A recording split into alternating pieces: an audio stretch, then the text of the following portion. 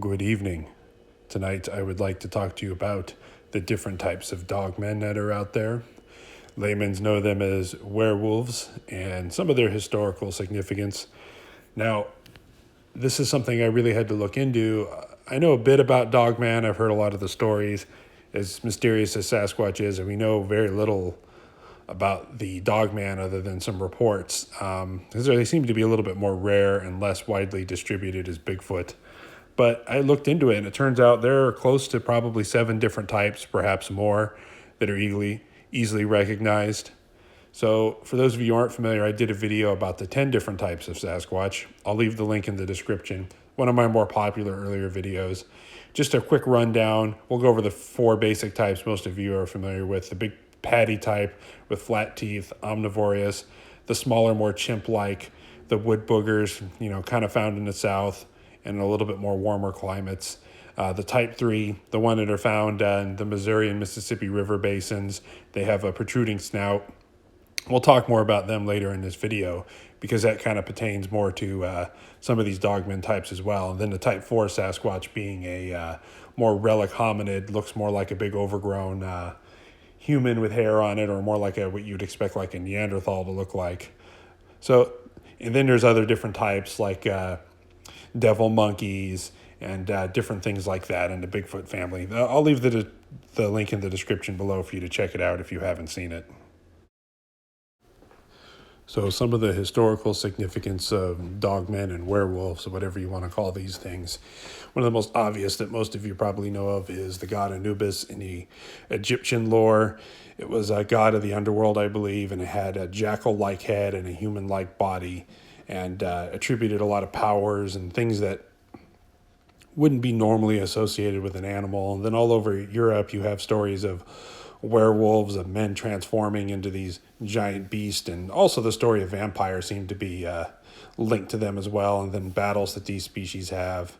And you always have stories in Eastern Europe and all over the world of small villages being raided by packs of these dogmen and werewolves, and people disappearing in the night, and blood-curdling howls, too big to be wolves.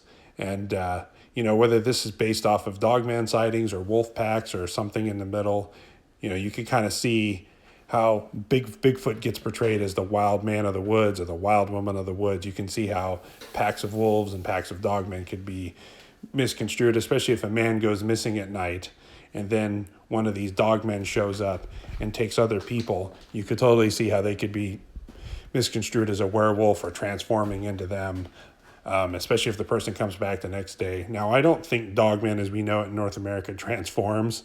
They might, I don't know.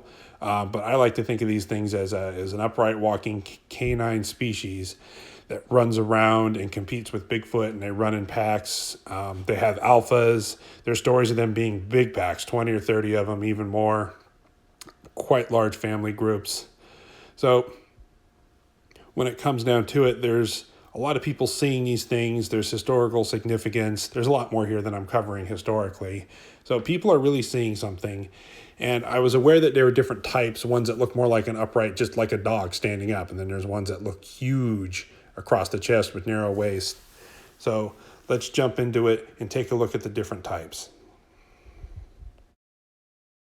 One of the things that separates these two into categories with 7 different types of them is the first category has a more man-like leg with a plantigrade, with a flat foot on the ground, and a normal length foot and a knee.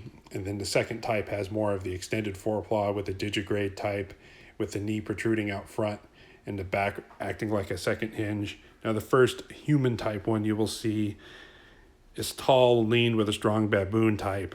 The second one is more with like a chow-like head where the snout doesn't come out as far but has big, strong, powerful teeth. And then the other one you see that look more like a Sasquatch with a muzzle, like the Beast of Seven Shoots. Now, I think these are all different varieties of what some people refer to as a gugwe or a type 3 Bigfoot.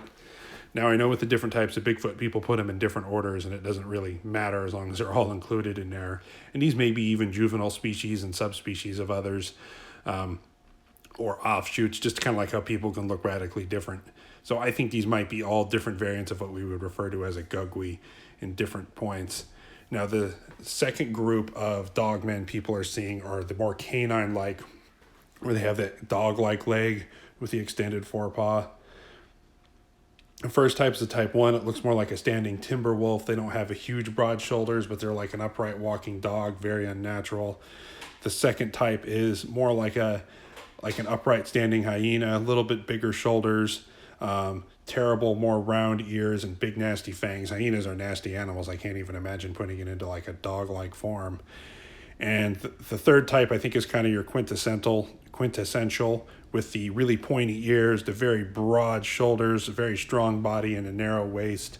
These are kind of what you think of the real demonic, although I think they're all pretty evil. And then there's the type 4 people talk about, the extremely large head, more of a soldier type, but maybe not quite as big a body. Now here's a famous photo of a car backing up, and you can see the Dogman in there, reportedly in a rearview mirror, or bear man as they're referred to. And this is, I think that's a good example of what a classic Dogman might possibly look like, one of the varieties. And then you can see here's a picture of the Beast of Seven Shoots. I think this is more of like your human Sasquatch-like variety. This is a pretty good example. Now, these photos, I know the Seven Shoots photo pretty well, and I know that's real, but the backup one there in the light camera, if that's fake, whatever. But anyway, it's a good representation of what we're talking about, of the dog-like in the first photo and the more Sasquatch-like in the second photo. So this is pretty much it. There's different types of dogmen, so if you hear encounters of it look like a couple just regular dog, German Shepherd wolves standing up, or if you hear it looked 14 feet high with super broad shoulders and a super narrow waist but had a dog-like leg, people are reporting all those. To me, all this stuff's very fascinating, very terrifying at the same time. Don't think too much about it. It'll keep you up at night. Anyway, if you think I deserve it, please hit that subscribe button if you haven't already. Please give this video a like. Leave a comment. Thank you very much, and stay safe in the woods, folks.